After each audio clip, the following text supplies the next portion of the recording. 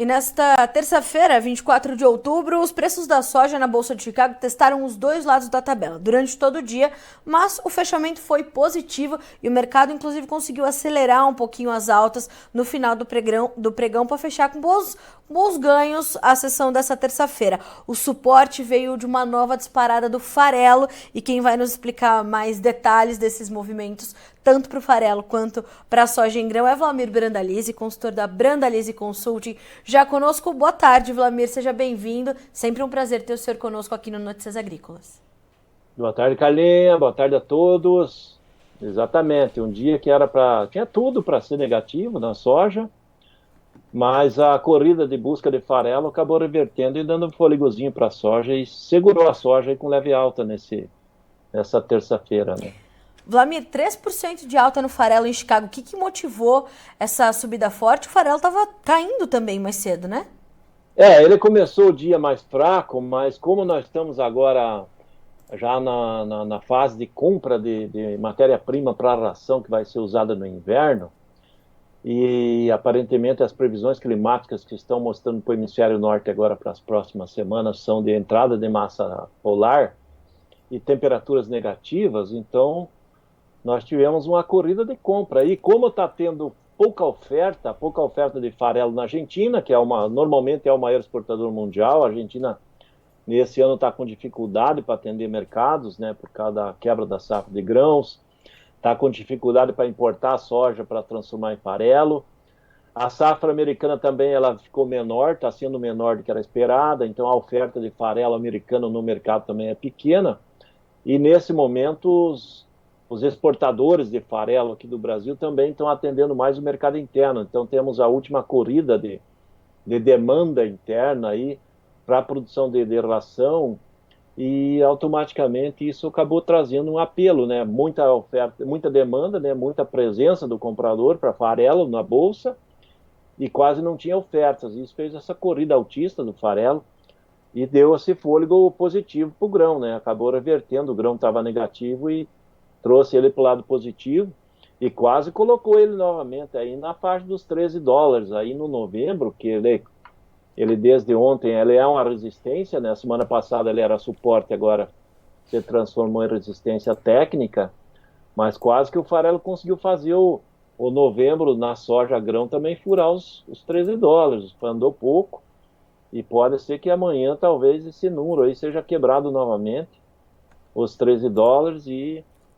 e der um fôlego positivo, mas aparentemente ainda a soja ela continua nesse momento com viés de baixa em função do avanço da colheita americana, já indo para a reta final, né, fase bem perto já do final em estados importantes americanos.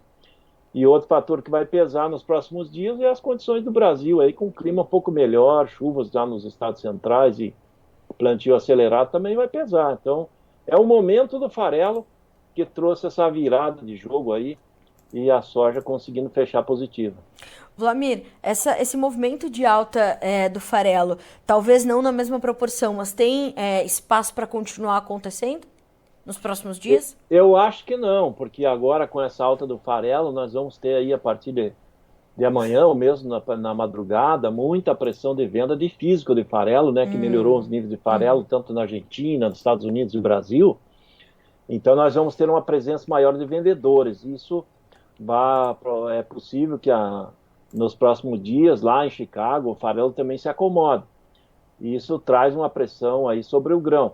Outro fator é que o óleo está andando negativo já há alguns dias, ele, em relação à semana passada, perdeu mais de 200 pontos, e ele não mostra aquela corrida altista de demanda nos óleos vegetais em geral, nesses últimos dias, e não mostra isso para esse final de outubro. Então, essa corrida do farelo, talvez ela seja momentânea, não tem uma tendência de seguir nessa linha. Vlamir, do outro lado, antes da gente falar um pouco mais da safra brasileira, que é o que eu quero aprofundar mais com o senhor, a gente teve uma queda no óleo, 1,3% em Chicago também. Isso, limitou o potencial de alta no grão e por que a gente viu esse movimento tão inverso hoje? O que pesou sobre o óleo, Vlamir? Olha, o óleo é o principal, o que movimenta o óleo mesmo.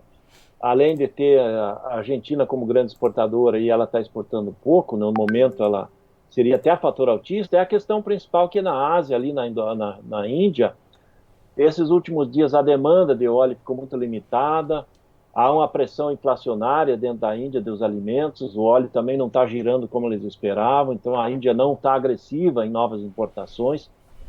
E aí o óleo de palma também deu uma acomodada e acaba puxando também o óleo de soja para baixo, e também tem notícias de que um pouco mais de óleo de girassol tem saído ali da Rússia e da Ucrânia, mesmo com a guerra. Então acaba dando uma pressão, e por isso que o óleo de soja ele acaba sendo pressionado para baixo, porque normalmente nos mercados dos óleos, o óleo de soja ele não é nem o melhor e nem o mais caro.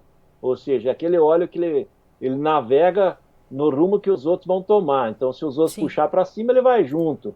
Se os outros ficar muito ofertado, ele cai. Então, o óleo de soja ele não tem a melhor qualidade entre os óleos vegetais. Para nós ele é muito importante, né? Porque o nosso principal produto no Brasil é soja, mas no mercado global ele tem menos importância que tem um óleo de girassol do que tem um óleo de palma. Então, ele também acabou sendo pressionado, porque ambos aí, o girassol e palma, estavam mais calmas essa semana também.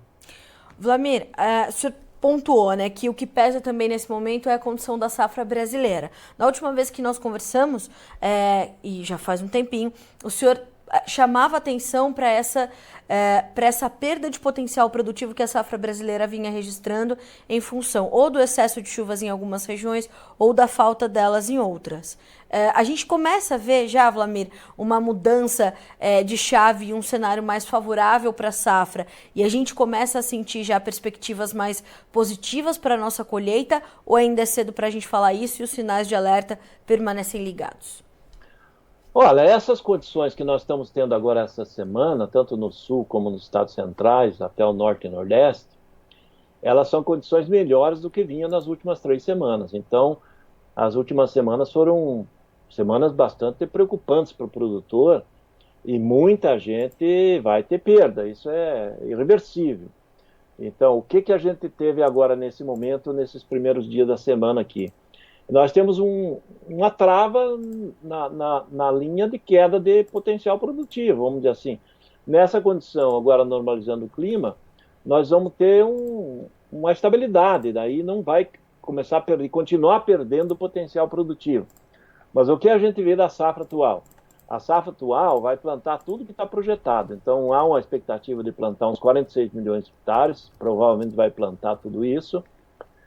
Só que o potencial da safra, em função do arranque inicial, que nós já temos aí uma parte boa da área plantada, por exemplo, Mato Grosso 60% plantado, segundo o IMEA, nós já perdemos uma parte do potencial. E eu acredito, daquele início, que a gente tinha um potencial de colher 165, 167 milhões de toneladas, e com otimismo poder chegar até 170 milhões de toneladas, com um pouco mais de 46 milhões de hectares, que é possível. Hoje não, hoje eu já estou vendo a safra talvez entre 158, 160, 162 milhões de toneladas. Nessa condição inicial, eu acredito que pelo menos 5 milhões de toneladas já foram perdidas e não são toneladas que vão ser recuperadas. De agora em diante, o que a gente vai ver, se o clima se normalizar, é manter o potencial daqui para frente, mas o que já se perdeu não volta mais. Então, aquela super safra de mais de 165 milhões de toneladas que tinha como potencial, agora eu acho que é muito difícil de acontecer. Então, o mercado aos poucos vai absorver isso também. É possível que até a USDA, nos seus próximos relatórios, que ele trouxe 163 milhões de toneladas para o Brasil, ele comece a ajustar para baixo, aí, talvez 160 milhões, que é um número mais próximo à realidade de condições boas de agora em diante, né? Se nós voltarmos a ter problemas com o clima, esses números vão cair mais, porque nós largamos com um potencial grande. Daí para frente, problemas com o clima, problemas com pragas e doenças, elas só cortam o potencial. Nesse momento, nós tivemos a largada com perdas em cima do clima. De agora em diante, vamos ver como é que vai andar o restante da temporada, né? E temos ainda bastante tempo pela frente, né? Ainda está com mais de 60%, 55%, 60% da safra brasileira ainda a ser plantada. Então, é muita soja para ir para o campo. E o clima está apenas querendo se normalizar, ainda não está normalizado.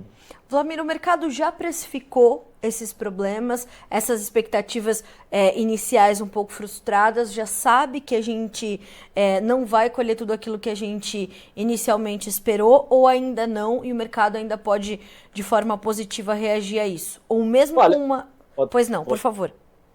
não, com relação ao mercado, um pouco já precificou, porque a semana passada o mercado já estava mais agressivo, né? Chegou a trabalhar perto de 13,20 no Sim. novembro, e aí perto de 13,60 aí no maio do ano que vem, e julho. E o que é isso? Isso ele já viu que tem essas perdas. Como a gente já semana passada já comentava que o Brasil já teria perdido 5 milhões de toneladas, talvez 6. O mercado já está olhando para isso. E esse perder 5, 6 milhões de toneladas é metade da safra do Paraguai, né? Só para ver a importância que é a nível global. Então, aquele número do USDA de 399 milhões de toneladas para a produção mundial, provavelmente ele vai ficar mais perto de 390 milhões de toneladas, porque nós temos uma perda ainda que talvez não esteja computada na safra americana, talvez seja 1 milhão e meio a menos lá, agora com a reta final de colheita. E tem essa perda brasileira, então a safra global ela vai ser menor. O mercado já prefixou isso? Parte sim, mas parte não. Por que sim?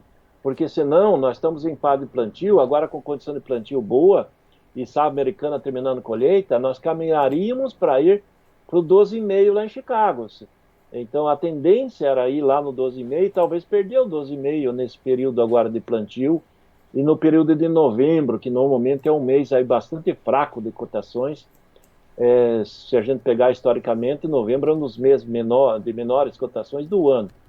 Então nós teríamos aí uma pressão negativa. Ainda acredito que uma parte dessa pressão negativa vem pela frente, mas agora nós estamos numa condição um pouco melhor, justamente em cima do que o mercado, uma parte dessas perdas, já acredito que já ocorreram e já está dentro das projeções e das expectativas dos analistas dos grandes fundos, dos grandes bancos aí que fazem as operações girarem lá em Chicago, né? Vladimir, como é que isso chega para o produtor brasileiro? Hoje a gente teve esse suporte e, ao mesmo tempo, ele está tentando se dividir entre todas essas informações que o senhor está trazendo e o que ele está vendo ali da janela dele, o plantio ou caminhando bem ou com problemas. Como é que ele está dividindo essas atenções e que os preços mostraram hoje para o produtor brasileiro? Tanto para essa safra que está em desenvolvimento, quanto para o que a gente ainda tem para comercializar de safra de soja disponível, Vladimir? Olha, Carlinha, o produtor, ele nos últimos dias da semana passada, nas últimas 2 semanas, ele começou a olhar de uma maneira diferente do que ele olhou ano passado, né? O ano passado, nessa época, o produtor desconfiava das cotações, o mercado aí trabalhava de 150, 170, 180 nos portos para esse ano, maio, e o produtor acreditava ano passado que ia repetir o que aconteceu nos últimos 3 anos anteriores, que era vender antecipado, quando era a hora de entregar, estava 20, 30 reais a mais a cotação da soja disponível do que o contrato. O que aconteceu ano passado? O produtor achou que ia repetir a mesma história anterior, não vendeu quase nada antecipado, e quando chegou na entrega, o mercado estava 30, 40 reais a menos do que quem fez os futuros, né? Quem fez lá no passado. Agora a condição mudou um pouco, o produtor negociou mais nas últimas semanas, a comercialização desse momento é maior do que o ano passado, mas ainda está abaixo da média. Hoje nós calculamos que tem pelo menos 25% da safra negociada, o ano passado era um pouco menos de 20% nesse momento. Então o ritmo dos negócios melhorou. O produtor está olhando quando o mercado dá algum pico de cotação, e o produtor está vendo o seu custo de produção e vendo, trabalhando com uma margem positiva de ganho, ele está fazendo fechamentos. Essa é a grande diferença que o produtor está olhando no mercado e nessas últimas semanas. Agora, hoje e ontem, o ritmo dos negócios caiu, né? Porque as cotações também desceram, né? Semana passada, por exemplo, safra nova negociou 141, 142 no Porto no maio. Hoje o mercado era 137, 136, e até abaixo conforme o Porto. E a melhor posição que nós tínhamos hoje era na faixa de junho com 140. E a semana passada deu 146, então o produtor negociou a semana passada e agora está mais calmo. Então ele está entrando no mercado nos momentos que as cotações têm algum pico, e tem feito algumas posições para ir garantindo, e é isso que está acontecendo. Ele está com uma posição diferente do que era no ano passado. Ele está mais cauteloso, mas também não está desconfiado que ele não vai vender nada agora e vai chegar na colheita e vai entregar, e sabe que lá na colheita ele vai repetir, né, o mesmo erro do que o ano passado, né? Nós vamos ter os mesmos portos, os mesmos caminhões, os prêmios vão ser negativos de novo, então vai ter toda essa pressão negativa e muita soja chegando no mês de março, abril e maio, e esse ano mais ainda, né? Porque nós estamos com atraso no plantio, vai concentrar a colheita depois da metade de fevereiro em diante, então nós vamos ter o mês de março muito ofertado e abril também colhendo, então isso não é nada bom para o produtor ter concentração de colheita e de oferta de grãos, né? Ele já passou esse momento, como o senhor falou, ele já passou esse momento antes, ele sabe que isso pesa, inclusive sobre os prêmios também, que já estão pressionados, né, Wlamir? Sim, esse ano aí, por exemplo, nesse momento que era pico de oferta e o produtor precisa desovar a soja, precisa tirar ela da fazenda, e a maioria das cerealistas, dos comerciantes, das trade, cooperativas, tem que tirar dos seus armazéns porque não tem capacidade para segurar tudo, e acaba encaminhando para exportação nos portos. Esse ano nós chegamos no pico da baixa ali no mês de abril, com 230 pontos negativos no prêmio. Hoje nós já trabalhamos com o prêmio lá no abril do ano que vem, na faixa de 110, 115 negativos, 120 do comprador negativos, mas eu acredito que quando chegar lá na hora da entrega, com grandes volumes de soja chegando, nós vamos estar trabalhando acima de 150 centavos negativos, de 150 pontos abaixo de Chicago. Talvez não chegue aos 200 pontos que nem aconteceu esse ano, mas nós vamos estar com prêmios bastante negativos novamente, né? E o produtor não vai precisar deixar para o ano que vem, né? Tem momentos que ele pode fechar antes, antecipar, fazer posições aí melhores, né? Para não ter aquele pico de oferta justamente no momento crítico, né? Wlamir, como é que nesse cenário os preços estão se comportando? Que movimento nós tivemos nessa terça-feira diante desse suporte que os preços tiveram em Chicago, mas de uma queda para o dólar, mas ainda assim a moeda americana resiliente, se mantendo nos R$ 5. Mas isso pesou sobre a formação dos nossos preços por aqui? Sim, hoje, mesmo com a Chicago depois virando e trabalhando levemente positivo no final, na parte final do pregão, nós tivemos em média R$ 1 a menos que ontem as cotações. Hoje, para dar uma ideia, Paranaguá trabalhou na parte de 144,50, né? Ontem dava 146 até, no melhor momento. O Porto do Rio Grande, que paga mais, que é onde que gira melhor, né? Em função da quebra da safra, né? Que eles têm menos soja por lá. Hoje ele trabalhou de 148 em outubro até 151 no dezembro, onde ele pagava 150, 152, 153. Ou seja, o mercado recuou, em média, a nível nacional, R$ 1 aí nas posições tanto de porto como de balcão, mercado de lotes, basicamente em cima de proteção, né, vendo o câmbio aí, vários momentos ele trabalhou abaixo de 5, então o exportador, vendo que o produtor já não está muito agressivo na semana para vender, e o mercado está sensível, ele acabou recuando um pouco, mesmo ele vendo que o farelo está em forte alta, mas é que o exportador brasileiro, ele desconfia do farelo, né? Acredita que o farelo não dá aquela constância de alta ou constância de baixa também. Ele subiu forte hoje, amanhã pode ser que ele nem segura essa alta toda e ele acaba se transformando até um fator negativo para o próprio grão amanhã. Wlamir, para a gente finalizar, que eu acho que é importante a gente fazer essa relação, como é que o produtor está conseguindo também coordenar essas ações todas com o milho? Porque esse atraso no plantio traz preocupações com o atraso da segunda safra, os preços vão muito bem, a exportação está puxando e está dando suporte para o mercado. Que momento é esse para o mercado de milho e para o produtor brasileiro? Olha, o mercado do milho ele tem flutuado muito pouco, né? Como o milho brasileiro nesse momento, e nesses últimos 2 meses, praticamente, ele ficou mais vinculado ao porto, né? E pouco ao mercado interno. E o porto tem flutuado quase nada, se a gente olhar, mesmo com flutuação de câmbio, Chicago. O milho, nesses últimos 2 meses, ele ficou, vamos dizer assim, Paranaguá entre 59, 58 foi a menor cotação em 2 meses, e a melhor posição 62,50. Então ele tem flutuado R$ 4, R$ 5 no máximo entre mínimas e máximas aí nos principais portos que estão embarcando o milho nesse momento, que é Paranaguá, São Francisco, Santa Catarina e Santos, os grandes portos de embarques no momento. Então hoje, por exemplo, Paranaguá trabalhava R$ 60 aí na posição novembro. São Francisco 61, Santos 63, ou seja, hoje os portos estavam R$ 1 a menos que ontem. Também atrelado ao dólar, né? Hoje basicamente atrelado ao dólar, não olhando tanto o mercado de Chicago, que o milho trabalhava levemente negativo. Mas ele tem flutuado pouco em reais em função de que os prêmios também do milho, quando o mercado de Chicago acaba subindo mais, o prêmio cai. Quando o dólar cai, o prêmio sobe.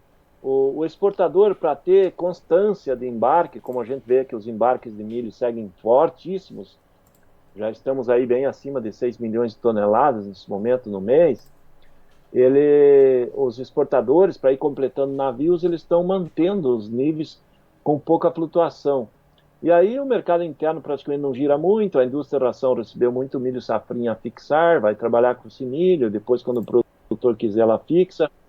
Então, calmaria, né? Nós estamos vendo o mercado de calmaria e nesse momento, e pouco movimento de milho futuro, né? Porque o milho futuro, se a gente olhar o novembro de 2024, ele está aí nos portos na faixa de R$ 66, ele está pagando 10% a mais que o milho spot. Então, o milho futuro, ele está com uma condição melhor que o milho presente.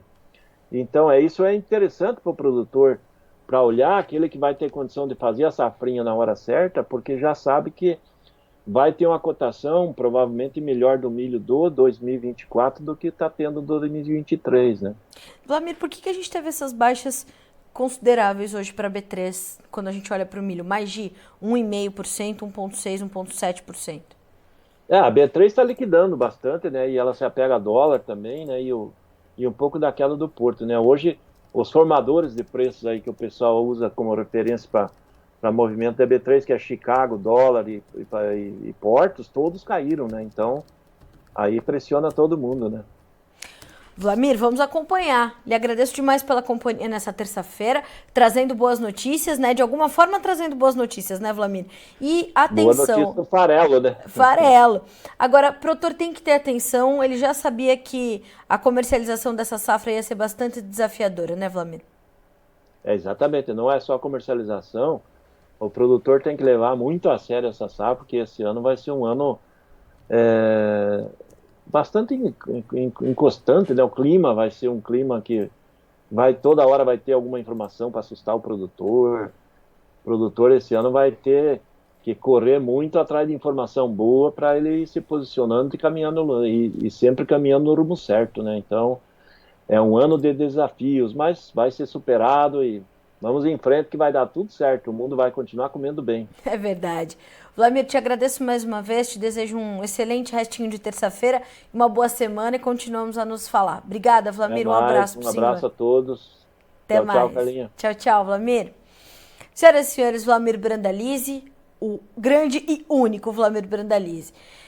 Quais são as informações, portanto? Farelo disparando hoje, mais de 3% de alta em Chicago, dando suporte aos preços do grão. O dólar cedeu um pouquinho, tirou em média R$1 por saca dos nossos preços aqui no Brasil e o produtor bem cauteloso nos negócios, né? Olhando quais são as oportunidades que tem, fazendo conta e olhando para o plantio. O Vlamir falou, é uma safra desafiadora no campo e no mercado. Então tem que olhar para as duas coisas e enxergar ali quais são essas lacunas de oportunidade e aproveitá-las. Para o milho, pouca liquidez no mercado, mais atenção à exportação, a liquidez também acontecendo de posições ali na B3, hoje perdendo o milho mais de 1,5% nos vencimentos mais negociados. É um momento de bastante atenção, né? O mercado exige muito mais monitoramento do que ações, como explicou o Vlamir. Então, se você está chegando agora, já essa entrevista vai estar completinha para você na íntegra aqui no Notícias Agrícolas, mas antes disso, vamos checar como ficaram os preços no fechamento dessa terça-feira na Bolsa de Chicago. Para começar, os números da soja novembro, $12,95, beliscou os $13, como colocou o Vlamir, mas fechou nos $12,95, pode ser que amanhã até tente, 8,5 pontos e meio de alta. Janeiro, $13,14, 9 pontos de ganho. Março, $13,26, subindo 7 pontos mais 75. Maio de 24, $13,39, alta de 7 pontos. Para milho, o fechamento também foi negativo, assim como na B3, dezembro, 4 dólares e 84, 6 pontos mais 25 de baixa, março 4,98 caindo 6 pontos, maio 5 dólares e 6 pontos de baixa, julho 5 dólares e 11, 5 pontos e meio de queda. Para concluir, os números do trigo.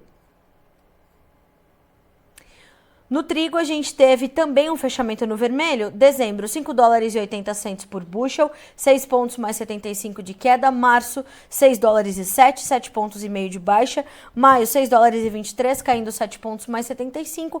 E o julho, 6 dólares e 37, 7 pontos mais 75 de perda também. A gente fica por aqui com esse boletim que encerra a nossa programação ao vivo, mas as informações continuam chegando para que vocês sejam sempre os produtores rurais mais bem informados do Brasil, e bem informados vão certamente tomar boas decisões. Notícias agrícolas, informação agro-relevante e conectada.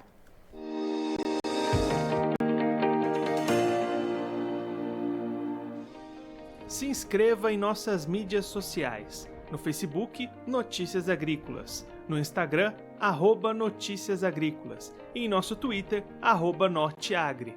E para não perder nenhum vídeo, não se esqueça de nos acompanhar no YouTube e na Twitch, Notícias Agrícolas Oficial.